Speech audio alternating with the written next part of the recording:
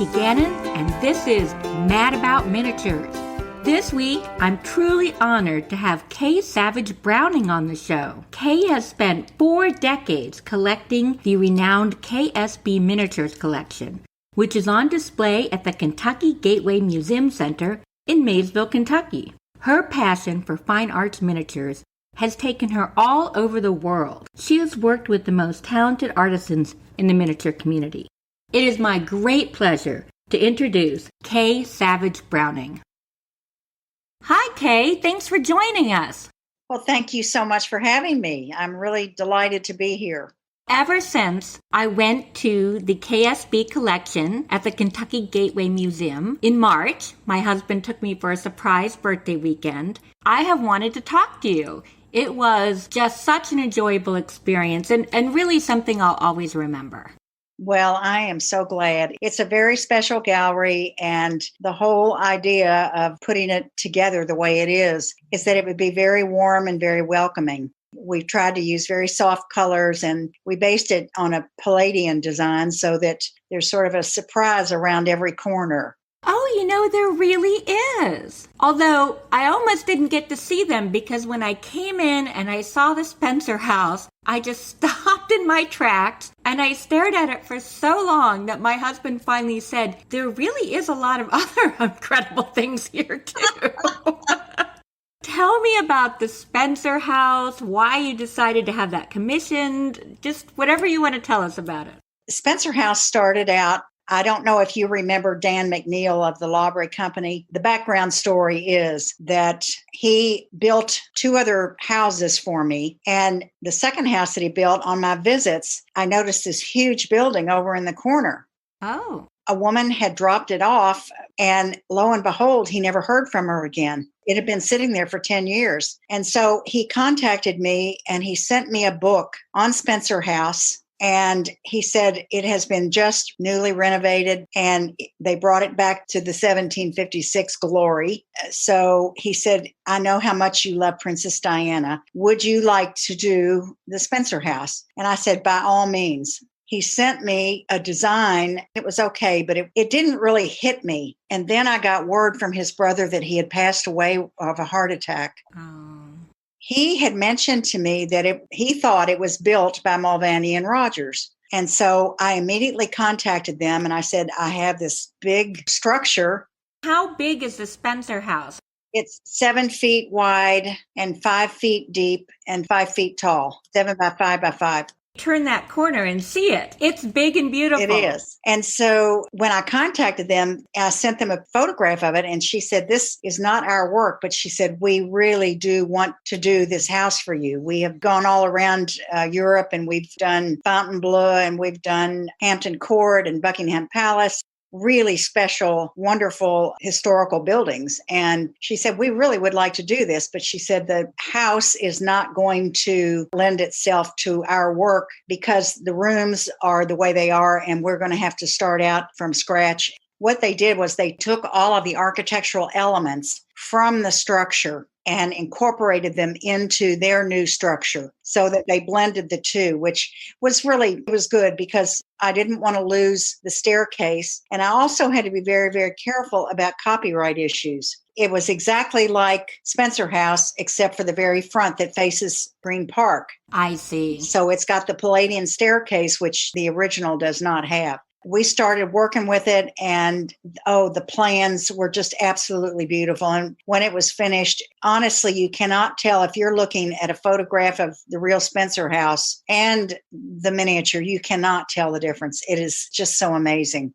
It really is. And what I didn't realize is not only is it Lady Di's childhood home, but in its own right, this house is a really fine architectural example of these English mansions. I mean, it is renowned for being a beautifully built house. Yes. As I mentioned before, the Palladian architecture is very, very special. And Bill Robertson was the one who, when we designed the gallery at the museum, he said, I want to do it in Palladian style. And I didn't really understand it until I started researching that they have curves, they have pointed windows, they have very definite staircase. In the front, they have a main rotunda, and there are archways that go off of the rotunda in 4 different directions. And the way he designed this, and he had the vision for it, I didn't.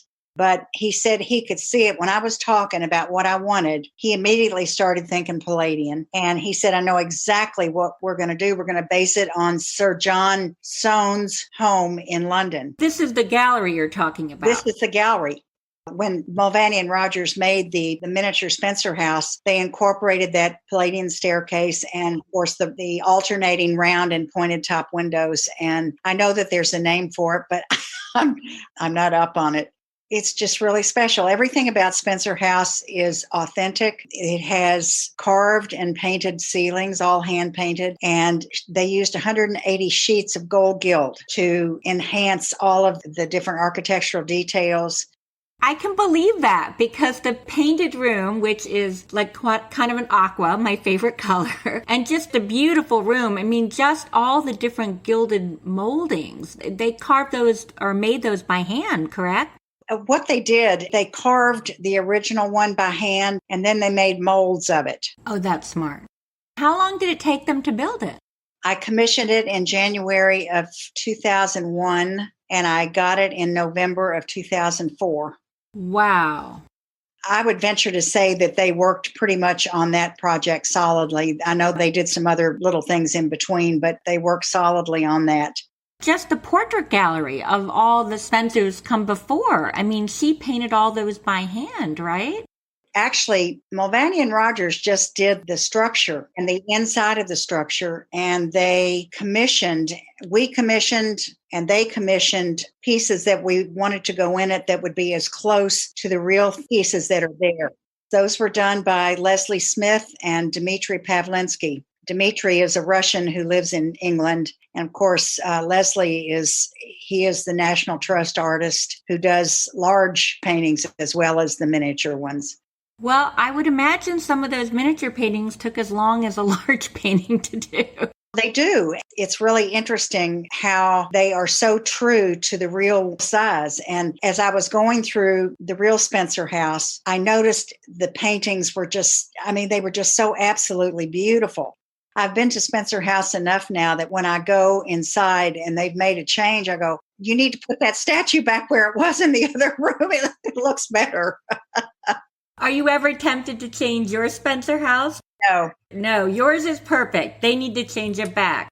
It's so funny because when I put all of these, I take these magnificent pieces of miniatures, people who have loved what they make, and I love what they make. And so when I find a spot for it, I don't finish with a house until it is absolutely the way I feel in my heart it should be. And when it's done, it's done.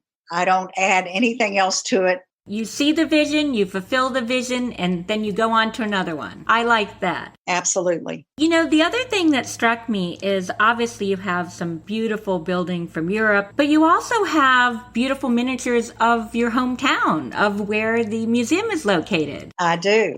Those are important to you from growing up there? I lived downtown on 3rd Street, which was the absolute center of the whole town. And so I call the town my playground because I explored every inch of it, all the buildings and all the nooks and crannies, and so had such a great, wonderful childhood. And these 3 buildings that I commissioned from Ashby and Jed all were the center of my life. The Cox building, that's the main building in town. And it was just, my friend lived in one of the apartments, and there was a tailor up there, and he used to sit in the middle window, straddling the window with, all the windows were open back in those days. And he would sew on his men's jackets and things. It was so fun because our downtown was so active. And so all of these memories are put into the Cox building, the soda fountain. My father was a doctor, and he sent most of his patients to the pharmacy to pick up their prescriptions. From the time I can remember walking, I was in the drugstore every day. I think I was the only one who was allowed to sit on the floor and read the comic books. They shooed everybody else out. All of that is captured in the drugstore. Now, tragically, a fire burned that building down. They were actually within weeks of reopening the building. Oh. But there's sort of a happy ending that the Miniature Museum had a part in, right? We got a call from the architects and they were able to put everything back but the roof because they had no plans for the roof. And so they were just going to put a flat tar surface on it. They heard about the miniature of the Cox building. And so they called and said, may we come over and measure? And because of the miniature, they were able to put it back exactly like it was. It was phenomenal. That is such a great story and such a tribute to the exactness and quality of the miniature, too. That is Ashby and Jed. She actually has historical background and they both did set designs for theater. And so this is right up their alley. They just jumped at the chance to do the Cox Building and the Russell Theater and the Bethel Baptist Church. That's great. And it's such a nice end that the miniature was actually able to help rebuild it. It truly was a blessing. Now, I hear you have a sweater from the Coraline movie in the museum. Is that true? Althea Chrome makes sweaters in 1/12 scale. Actually, she makes them in 144 scale too. She knits them on surgical wire. And I have a dozen just regular sweaters of different styles. And then I have these 4, what she calls the art series. And it's a Greek urn. It's the Andy Warhol, Marilyn Monroe with, the 4 different pictures of her. And then there's a Picasso, the woman in the yellow hat is knitted into the back of it. She used over 70 colors. That's crazy. 70 colors in this little tiny sweater? She wanted to borrow those sweaters, the art series. She wanted to borrow them for the Museum of Art and Design in New York City. And so I just was so torn about letting them go out of my sight. It's like letting your children leave, right? I would worry about them the whole time they were gone. So to make it a little easier for me, she offered for a temporary exhibit to lend me the Coraline sweater that she actually made 14 sweaters for the movie Coraline for all the different scenes. That's amazing. I know, it's absolutely fantastic. So she said, I will let you exhibit the Coraline sweater and the doll that goes with it and everything in that case while these sweaters are gone. So I agreed to do it. That was a fun exhibit too, especially for the little kids. Oh, I bet it was. Well, you have a whole children's section, correct? Yes, I do. And I would like to point out that the children's section was my husband's favorite. Oh, was it really? I think it was the Hobbit house and the toy shop. The nursery rhymes, those were done by Jane Davies. And she asked me what my favorite nursery rhymes were from childhood. And of course, she was able to make all of them. Oh, that's wonderful. And the fun part about that was that my daughter, Carrie Seven, who is a faux finisher and an artist, she did all of the painting for the gallery. And that worked perfectly. But speaking of your daughter, she gave you a special gift, right? She commissioned a doll that looks like you that's in the museum. She did. She collaborated with Daniela Kiefaber, who is a doll maker, but she also makes other wonderful things, beautiful leather stitched Elizabethan gloves, and she's really quite an artist. She and Carrie collaborated, and Carrie gave her a photograph of me when I was 8 years old and I was in a fashion show. I was dressed in my little black patent leather shoes and my white gloves, and I had on a Chesterfield coat. It was pale pink with a black velvet collar and then a hat to match it. And it was fun. And so she presented me with that doll, and I could not believe it when she did it at the International Guild of Miniature Artisans Guild show. And she had it set up in an exhibit, and I walked in the room and I saw it and I went, oh my God, that's me. It was such a wonderful tribute to me. I was so grateful to her. And you have a lot of family memories, family history, even the family dog in the museum, right? Yes, I do. In fact, I've got several dogs. The Russell Theater, when I was growing up, I lived right across the street. And of course, the Cox Building was just 2 doors down. And so the Russell Theater was my babysitter. We would go and spend the whole afternoon at the movies. It brings me back to, you talk about my dogs. When I was the age, of being able to go to the theater by myself or with my girlfriend before I was a teenager. And we had a puppy dog named Pam. Pam is in the South Bend Victorian house, and she's in the kitchen on a newspaper as a puppy. I put her in there because we could never, ever get Pam house trained. Oh, no. It was hilarious. So, I always add these little touches to the houses to remind me of fun times and the not so fun times, cleaning up after. But we also have the Fleece Inn Pub by Pam Troop. I had Carrie Paduti. I commissioned our yellow Labrador Gentry. And that was when my husband Lewis became a bird shooter in England. So since Gentry was a bird dog, I have him in the kitchen of the pub with the pheasant in his mouth, and he's presenting it back to Lou. He's got it in his mouth. He's showing Lou, here, I've got this for you. I remember that. That's fabulous. And you actually spent time in the real inn, right? That's based on? Yes, we did. The Fleece Inn Pub was Pam Troop house, and Lou and I went over for our 27th wedding anniversary and spent the night in the upper right-hand room. And I want to tell you, that was quite an experience. Since it was built in the 1400s, the floors were extremely slanted. And so we're in a queen size bed, but somehow we can't seem to get away from each other. We kept rolling. It was a real experience. Could you just tell our listeners a little bit about Pam Troop and who she is and your work with her? Obviously, she's a famous miniaturist. Pam absolutely was a perfectionist when it came to building her buildings. And her business was called Historic Homes in Miniature. And it was a very apropos title because she would go to the structure, to the historic building that she wanted to build or replicate, and she would measure every square inch of it. She had the ability to transform, even though it was a miniature house and it didn't have a third wall, she still was able to pull in all of those little details in that room to make it look like it was a complete full room with furniture on all four walls. I mean, you got the impression that was the way it was. I mean, her work really is incredible. And the aging she does too. It's super. And Pam, we go way, way back. It was one of those things. She said, I want you to have one of my pieces in the museum. And so she said, I have this one last piece that's not sold. And so she sold that to me. And it just really special because I don't know if you noticed the sign when you saw it, but it's Mitchell's Ales. And my mother's maiden name was Mitchell. There are so many things around the museum that was like these things were meant to be. They were meant to be in my collection. I think all of us who make dollhouses, we try to put things that are personal, that are meaningful, that speak to us. And I feel like your entire museum is like that. It truly is.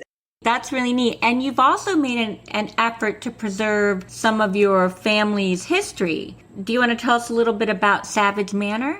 Yes. Well, I'm going to start off first with the Priory because that's where it all began. Over at the Singing Tree in London. And I walked into the shop and this Priory was sitting on the top shelf. And I said, the whole premise of my collecting is to not just do a dollhouse, but to do something different. And the structure was just beautifully made. And Cotty said, well, if you'll take that, she said, this is a very special house because it's the Rothschild estate in Cheltenham, England. And it was commissioned by them. But when they went to pick it up, they said it was too small and it would not accommodate their furniture. And I said, I'll take it.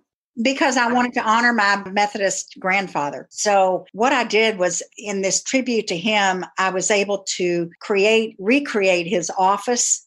I was able to recreate the sitting room, the kitchen, and everything that reminded me of him. He had an old roll-top desk, and so I put that in there. But my cousin was with me in the museum one day, and she said, I know that you did this in honor of our grandfather, but she said, do you realize that there is a deeper connection than that? And I said, no, tell me what you know. And she said, our ancestor was Thomas Savage, Archbishop of York under Henry VII. And she said, of course, that was when it was Catholic, and then Henry VIII, it became Anglican, and the Methodists broke off from the Anglicans. And here I had done this one for my Methodist grandfather, and I thought, okay, now I have to do one for my ancestor, Thomas Savage. Till then, you had no idea you were related to him. I had no idea. Turned to Mulvaney and Rogers again, and I said, we really want to do, the Savage Manor. The actual house had been torn down in 1876, but they knew the design because the gatehouse was still there. They were able to take the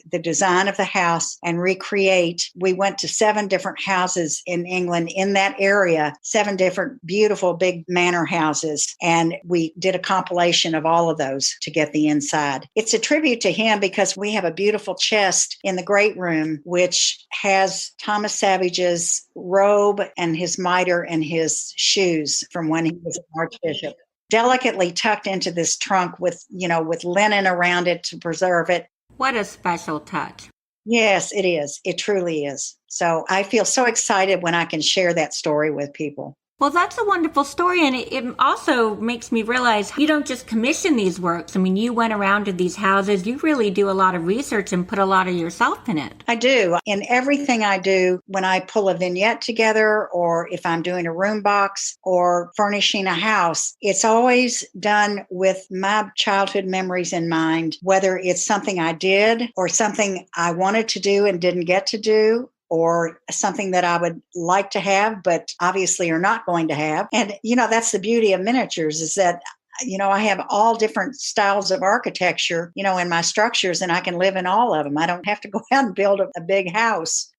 I just shrink myself and move in. I think we all love that about miniatures, but that also brings me to things you maybe couldn't have in real life, in real size. Let's talk about the jewelry store. Oh, that's a fun one. One of our favorite places to go is to London, and I walk down Old Bond Street every time I'm there just to drool over. I drool over all of these beautiful things that are antiques and estate pieces, and I came upon this Georgian jewelry store. The gems were unbelievable. I mean, they were just so out of range, and I'm thinking, I can't afford that 12-karat diamond. Right. I mean, they were pieces fit for a queen. Absolutely. And I don't know if you watched Downton Abbey. Yes, I love Downton Abbey. I love that period. I love the dressing, the jewelry they wore. And so I contacted Lorianne Potts, who is a fabulous jewelry maker. So I asked her, I said, Lorianne, I really would like to commission this jewelry store that Mulvaney and Rogers have made. And I said, if you could collaborate with them, which they did. She made the tiny little jewelry. Yeah, but I said, Lorianne, I don't want imitation jewelry. And so she got real gems for me and made all of the jewelry out of real gems. Now, I promise not to ask you your favorite miniature because that would be like asking you which your children you love best. But do you have a favorite piece of jewelry in there? I do. It is a ruby and diamond cross. Wow. With an 18-karat gold chain. And then there's another diamond in there. It's a diamond engagement ring. And I don't know how many carats it would be, but it has 56 facets cut into it. I remember that. I was pressing my nose up against the window to get every little peek at it. I know the seed pearls are also really special in there. That's another one of my favorite necklaces. And it's really fun at Christmas time. We decorate it because Lou and I, when we first got married, owned a women's clothing store. And the manager would always make homemade eggnog. And so at Christmas time, I have to decorate it with a table with eggnog. And oh, yes. Yeah, it's so wonderful. You actually decorate quite a few of the pieces for Christmas, right? We do. We decorate the major pieces. I like to put touches on the vignette shelves. I'll add a touch of Christmas, especially in the Fine Arts Rotunda. I'll put something small, in there just to give it the Christmas look. And then the houses, we will put Christmas trees and wreaths. And in one of the room boxes, we have a fabulous village. Now, when will you have the museum decorated for Christmas this year? It will be ready by the 20th of October. We try to start early so that people get a chance to come for Thanksgiving. And then we leave it in until the 20th of January. So it gives people a pretty good long time to be able to get there to see it. It does. And I read that in the Spencer house, there's kind of a teal aquamarine decorated tree in the painted room. Yes. Oh, that sounds fabulous. Joe Bevilacqua is a master of trees, and also Lois Bigley. And those are the main artisans that I feature. Also, Maria Bevel is a new one on the scene. And we try to put as many Christmas trees in, and the majority of them are lit. It's all about atmosphere. When I create, I have to have that incandescent light. I have to feel the warmth of the room. Unlit Christmas trees, they're not as sparkly. To me, when you think of Christmas, it's a lit up tree that springs to mind. It's the sparkle, the smells. And all of the baking and all of the Christmas packages. And it's so much fun to put together. You also get out a gingerbread cottage for Christmas, right? One of my miniature curators, Teresa Lehman, she does beautiful work in miniature and she does structures. She also built the Hobbit house, which is in the children's section. My husband's favorite. Yes, the gingerbread house is really special. If you look upstairs, it looks like the Goldilocks and the Three Bears because there are 3 beds for the 3 little elves that live there. And then downstairs, just filled with baking. And then we've got 3 little kitty cats. We've got ginger, nutmeg, and allspice. Oh, that's adorable. This year, because we have the Scale to Perfection Encore, we will be also decorating that. It's in now, but I'll have to open up the cases to put the Christmas things in them. Yeah, so tell us about that. Right now, you have a special exhibition that shows a lot of your latest acquisitions from the last few years, correct? When we finished the permanent gallery, Bill Robertson, who was the designer, said to me, "Now you're not going to collect any more miniatures, are you?" Oh, did he know you? You can't ask a miniaturist that. And I said, "No, I probably won't collect all that much. I'll probably do pieces here and there." Well, lo and behold, I immediately started collecting. And of course you did. We've taken the changing exhibit room. I put this particular exhibit out once every 3rd year for 9 months. One of the things that we like to do at the museum is to keep the exhibits rotating so that they're fresh, when people come in. Right now, the Scale to Perfection Encore will be on exhibit until December 31st. That'll be the last day, which is Friday, obviously before New Year's. And listeners, I'm coming. I hope you are too. When my husband brought me in March, we just missed the start of it. It was going to start, I think, a few weeks later. And I said, you know what that means? We have to come back. Absolutely. And then I heard that Catherine's Palace is going to be on exhibit. Yes. Tell us about that. It just looks fabulous. Thank you. Carol Kay graciously donated the Catherine Palace to the museum. She actually had it in her own home. It never was in her museum out in California. It was for her own personal pleasure. Wow. And so she wanted to donate it to the museum. By Catherine's Palace, it's Catherine the Great, correct? It's Catherine the Great, and it was from St. Petersburg, Russia. And it was the Winter Palace. So Robert Dawson from England is the one that Carol commissioned to do it. And over the 10 or 12 years that she had it, there had not been a lot of attention paid to the lighting and everything. So we had to completely rewire it. We had to redo a lot of the inside just, to perk it up and make it presentable. There were only a few pieces of furniture that came with it. I had collected some things that I was thinking, where in the world am I ever going to use these? Well, they found a home immediately. It was absolutely perfect. And then I commissioned Frank Crescente to make a chandelier, but when it arrived, we didn't gauge the measurement as well as we should. And so I said, "Frank, this one isn't going to work. We're going to have to do another one." So the next one that he made, it was a beautiful Russian cobalt blue and crystal. Oh, I love that. I love the idea that you have just miniature furniture sitting around grand enough to be in Catherine's Palace. Absolutely. Absolutely. One of the fun things about that, we were on the Travel Channel a couple of years ago. They were doing a segment on the Amber Room in the real Catherine Palace, which was stolen during World War II. And because it was mysteries at the museum, and it was like, what happened to the Amber Room? And I don't think they still know what happened to it, but it was recreated by Robert Dawson. And so that is a highlight. Did he use real amber? No, he used faux finishing to get the amber look, but the way he finished it and the glaze he put on it, it looks like the real stone. It's absolutely amazing. Then we decorated. I've got actually two different settings for the dining room table because when it's out and it's not Christmas, it has a beautiful arrangement of peonies on the dining room table. And then for Christmas, it has a beautiful Jack Cashmere compote with beautiful flowers by Carol Wagner. So, oh, well, they would have done that at the palace. well, of course they would have. I mean, they wouldn't just have one set of china.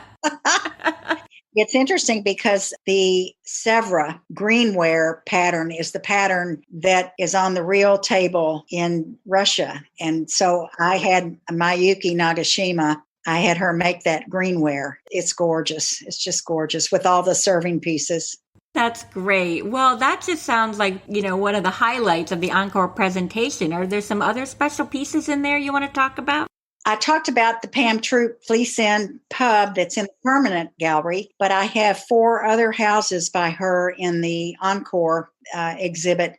Well, all 4 of them are special, but 2 are special. The Davidson Apothecary that's in Williamsburg, Virginia. And then it's interesting the way I put that one together because reading up on apothecaries, the gentleman who was the apothecary was also the midwife. He was the surgeon. He was the dentist. I was going to say, definitely the dentist. Yeah, definitely the dentist. But he had his apothecary shop in the front where he sold medicinal herbs and oils and things like that. But he also had a little tavern with a tea room and beer or whiskey. So it's a fabulous house. And then he lives upstairs. I think I would enjoy going to the doctor's more if there's a tavern in the back. I think they should bring that back. Have a beer while you wait. Well, I hadn't thought about that. And I would imagine for those people who had to go under the saw that the whiskey would have been vital. And then the other one is just a really special structure. It is Paul Revere's house in Boston. Oh, I lived in Boston. Did you? Did you go see Paul Revere's house?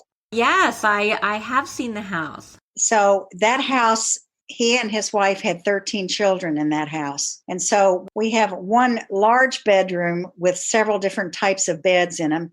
And then we have another separate bedroom. The kitchen dining area also acts as a showroom for all of the sterling silver, the Revere bowls, and all of the brass and copper pieces that he made. And the dining room table is set for 8 with full sterling silver service, including the placemats. Including the placemats? Including the placemats. Ooh, I'd never even heard of sterling silver placemats. The other room that's below the smaller bedroom, I created the foundry where he made his silver so that people can see the tools that he used. I even have bars of sterling silver and the pot that they were melted in. So then another great piece that's in the encore. Oh, there are a lot of great pieces in there, but one of my favorite ones is the one done by Michael Yurkovic. And it is when I soloed in a J3 airplane when I was 18 years old. Wow. It's so fun. It's just so fun. Was that pretty unusual for a woman to fly at that point? It was. And my brother was a jet pilot in the Navy, and my dad was a flight surgeon in the Navy. And so Dad said to my brother, he said, take her up and see if she likes to fly. And if she likes it, then we'll do the flying lessons there at the airport. Well, I did. And I did. It was really a lot of fun. It's certainly a different perspective being up in the air. Yes. Well, you've really led a very adventurous life. You've been all over the world, right? Looking for miniatures and researching and collaborating. So I have a friend, Mary Olin from Blue Mountain Miniatures, and she's obsessed with functional miniatures. And I know you have the little Swiss Army knife, a pinball machine that works. Yes. Can you tell us a little bit about the pinball machine? Well, the pinball machine, it obviously plugs in. It's electric. It's just a fun thing that I put out, especially at Christmas time for the bright lights. Right. So then we have also the Swiss Army knife, which is barely a half an inch long. It has 11 utensils on it that all work. The scissors work. There's even the toothpick that slides into the handle. I remember it. You have it all spread out. And you have to really, it's displayed well, but you still have to get pretty close to it. And then I have functional furniture. which in the Fine Arts Rotunda, I have Michael Walton's rent table. It's really interesting the way it works. There, the center, very center of it, it pops up about an inch, and you would turn the top to the drawer of the person whose last name started with that initial. Okay. You would put the rent money in the hole and it would fall into that drawer. Oh. Then at night, they would push the middle down and lock it. So it looked just like a regular table. Oh, that's amazing. And then I have a Davenport desk that has secret drawers in it. You can, store your jewelry or your itsy bitsy tiny secret drawers. Yep. Oh, you need to hide something itsy bitsy in one of them. Yep. Oh, that's wonderful. I really admire, people who can make those little tools and those functional miniatures. They're just really incredible. Yeah. Speaking of tools, the gentleman that designed the gallery is also a fabulous miniature maker. And I'm sure your viewers will recognize the name Bill Robertson. Yes. He also makes working tools. I have been very blessed to get many of his pieces. And one of the major pieces is his architectural drafting set. It is so tiny. It's barely 1.25 inches wide, and it has 40 working tools in it. Like a little protractor or a little compass or? Yes, everything works. I also have his 1/8-inch scale. It's an 18th century machinist toolbox, and the drafting table. The drafting table is actually 1/12 scale. I only have this one piece in the gallery that's 1/8 scale. Everything else is 1/12 or derivatives of that. So he must really have to study, what those tools were like historically, too. He collects tools in real life, and so he's got them going back to 1600s, and he makes those in miniature. Neat thing about miniatures is it also kind of keeps some of these historical building methods and architecture and everything alive, because as you recreate these buildings, you can't recreate them with modern techniques. That's exactly right. And that's one of the things about the collection is that everything in there is made with the original techniques, whether it's a mortar tenon joint or a peg joint or dovetail. It's made out of the original materials and everything works. I don't have it unless it works. It has to be so perfect in detail that I could have blown it up and used it in my own home. That's amazing. People don't realize that in order to keep the gallery looking really fit, everything has to be cleaned, and all the sterling silver has to be polished, and the light bulbs all have to be changed. Oh my gosh. It's a never-ending cycle. So how do you clean itty-bitty silverware? I use a dip, but I learned the hard way. Oh no.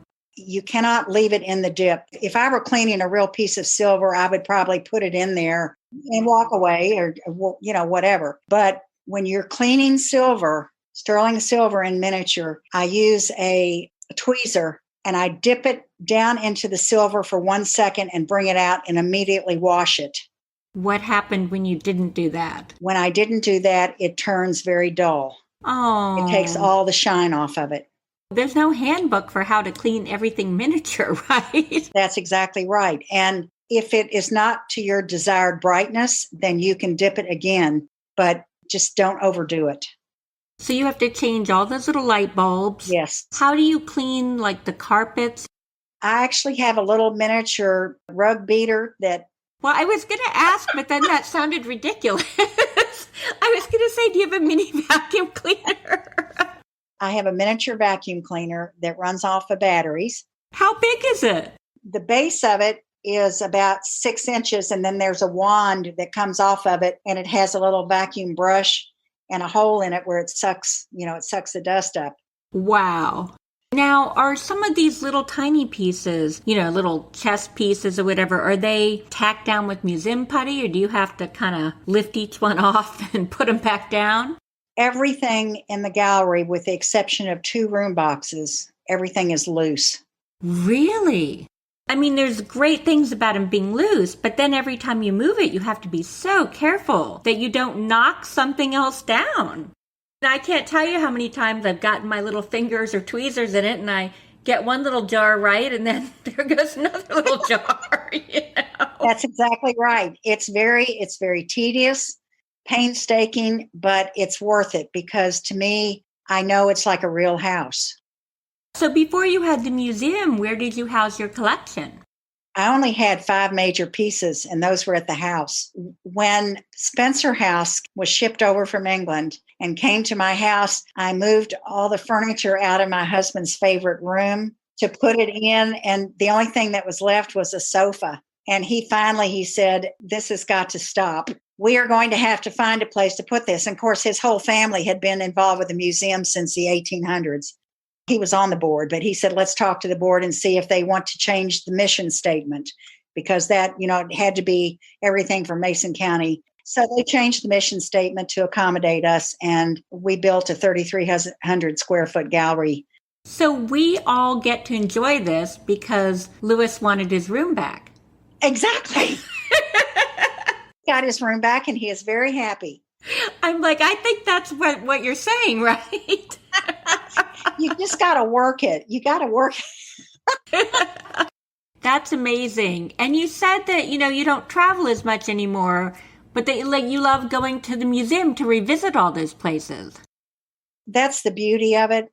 It's an educational tool. And I love it when people come into the museum and they can actually see how those miniatures were used way back when, starting in the 1400s. You could see what utensils were used and how they were used. And I think it's because we have a museum that is geared toward education. That's what I geared the collection toward. And, we talked about what I had in my house. And when we decided to do the museum, that was really when the collecting started, because if I'm going to do a museum, I have to have something for everybody. And so I started branching out, and I started thinking, well, I don't have this or I don't have that. So that was when I commissioned the Manhattan Penthouse, which is in the Encore exhibit. I dreamed about, if I lived in New York, what would be my dream house?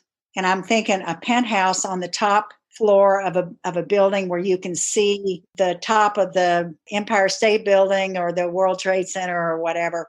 And all the lights. So the Manhattan Penthouse is an absolute dream of what I wanted. And my son was living there. He had his office in Manhattan across from the World Trade Center. So it was very appropriate that we did a background with the World Trade Center. The outdoor scene is at night. So you see New York, and it's all glass on one side. So what style did you do it in? It's a 2-story contemporary penthouse. Oh, wow. The living room is 2 stories tall. And then you have the loft upstairs on the second floor, the open air into the living room. The living room is phenomenal because it's 2 stories tall. And the main wall, it's a solid wall that goes all the way up to the ceiling. And it's filled with cubby holes that have John Almeida's pottery in them. And the wall is orange. It's a burnt orange, which is my favorite color. And all of the decor in that room is sort of orange and teal. Those are my 2 favorite colors, orange and teal. Oh, it's glorious. And then I have it set up in the kitchen, where we're getting ready to entertain. And my husband's favorite oysters on the half shell. One of the unique things about the penthouse are the people in it. Oh, you have people. Well, I have people in it. Lou and I are actually standing there, 3D. Oh, my goodness. I need to think of their names. Anyway, they came to the museum when we had a gala, and they did the 3D cameras where you stood in the middle, and I think there were 298 cameras or something. And then she made Lou and myself in 1/12 scale. And I'm in my orange top and my teal and orange bottoms. That's amazing. It's just so perfect. And Lou and I are looking at each other. It is just the sweetest. It's so sweet. Wow. So you have a doll in the museum and then a 1/12 scale of you. Yeah. Well, I guess when you're going to pose for that, you really want to make sure you like what you're wearing, right? Because it's immortalized forever. That's exactly right. I have said before, I can't pick a favorite because I love everything in there so much. I pick what I love and everything just happens to go together. It's amazing. It's amazing how that works, doesn't it? When I first started adding some pieces to what I had built and what I had already had, I'd be like, well, where is this going to go? Where is that going to go? But I actually find I do better when I just buy what I love in the colors I love, and then it all goes everywhere. It does. I started collecting 45 years ago, and I have found that there are pieces that I've had that I'm thinking, oh, I'll just put those in a sale box. They don't really touch me the way they should or whatever. And 35 years later, I mean, when I'm putting the scale to professionally exhibit together, and I go and I look in that box and I'm going, oh my goodness, that brass spittoon is going to go in the, I can't give that away now. I've got a perfect spot for it. And it goes. It's like, oh my gosh, this is the exciting thing, is that every piece that I've got that gets held back ends up in its perfect home. You just have to wait for that proper moment. Exactly. You talk about traveling. I could not get this idea out of my mind that I still wanted to do a wildlife refuge, but without a structure in it, without a house. So my daughter, Carrie, who's the artist, she said, Mom, I can make that for you. I can do that. So she created the box and she painted it, and it has Mount Kilimanjaro in the background. And then Carrie Pajuti made all of the animals. She made the elephants, the giraffe. She made the lion cub. And then Beth Freeman Kane made African birds. Some of the birds actually sit on the animals. It's what they do. Liz McGinnis made the absolute favorite scene. This is what it was all based on. When Lou and I were in the Land Rover going around, and we pulled up not 10 feet away from a male lion who was lying underneath a broken tree trunk. And the female lion was standing on top of the broken tree trunk. Oh. And when we drove up and stopped, that male lion opened his mouth. I have never heard such a sound come from the depths of a soul of a lion in my life. It was enormous. It was an enormous roar. And so when I came home, I contacted Liz McGinnis and I said, I really want to recreate this scene. And Lou had taken a photograph, so, she had the photograph to work with. When it came to me, it was absolute perfection. And so I said, okay, this is what we're going to build the wildlife refuge around. So I can't wait for you to see it. What an incredible moment. Oh, I can't wait to see it. I can't wait. It has been just such a thrill talking to you, and I hope everyone comes and makes their way to Kentucky and goes to the museum. You won't regret it. And thank you for sharing your talent and your passion with us. Oh, you are so welcome. I'm so happy to share. I can't wait for everybody to come. We are going to start holding classes at the museum, too. For people who like to make things, we'll have artisans coming in. You heard that scoop here, listeners. And we'll put up some pictures of all the things we're talking about so people can ooh and ah. Just thank you so much for sharing your heart with us, because I think that's what the museum really is. And I thank you for sharing your passion with me. I used to joke I was going to start a Miniatures Anonymous group. If you ever do, I've got some names for you. Pretty much everyone listening, I think. This has just been delightful. For me too. Thank you very much. Bye-bye. Bye. Wow. Talking to Kay Savage Browning about her world-famous collection of fine arts miniatures is something I'll always remember and treasure. I really hope you go to Kentucky and check out the museum. My next episode comes out Tuesday, October 5th. I will be talking to the fabulous Gina, who you can find on Instagram at Calico Garden. She's been a belly dancer, an auction house owner, a talented miniaturist, and the host of a TV show. You'll definitely want to tune in for this one. In the meantime, remember, there are no rules in your dollhouse except for the ones you create for yourself. Bye.